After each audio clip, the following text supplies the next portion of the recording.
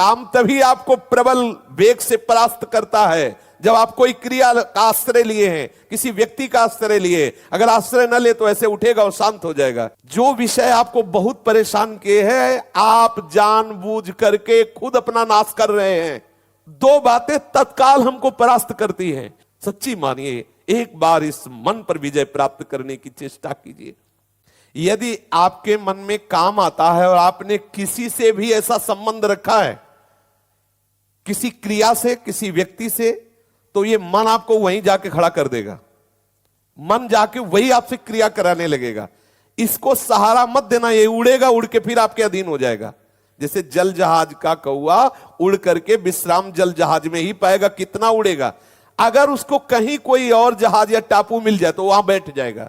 ऐसे ही आपका मन उड़ेगा, विषयों में जाएगा, पर आप कहीं कोई ऐसा स्थान ना हो, कोई व्यक्ति ऐसा ना हो, कोई क्रिया ना ऐसा हो जिससे मन को आश्रय दिया हो, फिर वो कर बैठेगा, वो वहां पहुंच जाएगा, वो वहां खड़ा कर देगा आपको। आश्रय न देना तो ये उड़ करके फिर आ जाएगा।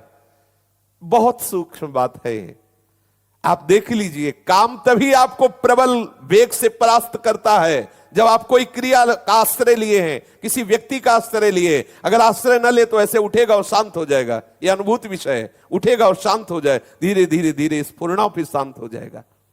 हम क्या करते हैं, कोई न कोई क्रिया, कोई न कोई दृश्य, कोई न कोई व्यक्ति, कोई न कोई शरीर आश्रय ऐसा लिए हुए हैं जिससे मन हमको विवश कर देता है, और वैसी चेष्टा उस व्यक्ति के पास पहुंचा देना, वैसा दर्शन, वैसी बात बन, मन फिर हमारे अधीन नहीं, फिर हमें मन के अधीन होना पड़ता है।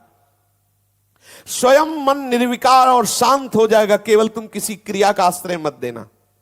यही गलती होती है, यहीं से हम भगवत प्राप्ति के मार्ग को बाधित किए बैठे हैं। देख लीजिए, यही हम बाधित किए हुए बैठे हैं। बिल्कुल सावधान हो जाइए। ये छोटी मोटी क्रियाएं करके अपने मन को आप जो विश्राम देने की बात सोच रहे, कदापि नहीं हो सकता। जब मन में वेग आता है तो ऐसा लगता है हम ऐसी क्रिया कर लें, ऐसी चेष्टा कर लें तो मन शांत हो जाएगा, फिर भजन करेंगे। बहुत बड़ी चूक है, वो आपको नष्ट कर रहा है, आप जान नहीं पा रहे हैं। मन के दो कार्य हैं, एक है विषय का अवलंबन और दूसरा है विषय का चिंतन। ये किसी न किसी विषय का सहारा ढूंढता है। आप देख लेना, हमारे भ्रष्ट होने का कारण हमारा कोई न कोई सहारा है किसी भी विषय में। आप देख लीजिए, जो विषय आपको बहुत परेशान किए हैं, आप जानबूझ करके खुद अपना नाश कर रहे हैं। इसमें किसी का तर्क काम नहीं करेगा, क्योंकि उसी मार्ग में चले हुए हैं। आप यदि आश्रय नहीं दिए हैं, आपने किसी क्रिया या किसी व्यक्ति का आश्रय नहीं दिया है, तो आप कुछ ही दिनों में निर्विकार हो जाएंगे, आपका मन शांत हो जाएगा। यदि कोई क्रिया या किसी व्यक्ति का आश्रय दिए तो आप फिर नष्ट हो जाएंगे। मन की दो चाल है। सबसे पहली चाल, वो आश्रय पकड़ता है।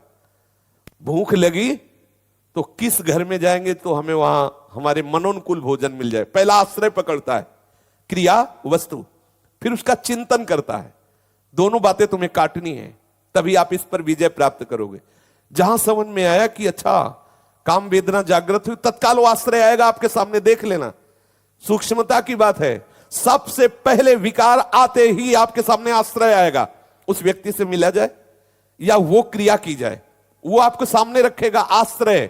मिटाओ तत्काल उस आश्रय को। नहीं नहीं, श्री हरि चरणों में, प्रिया चरणों में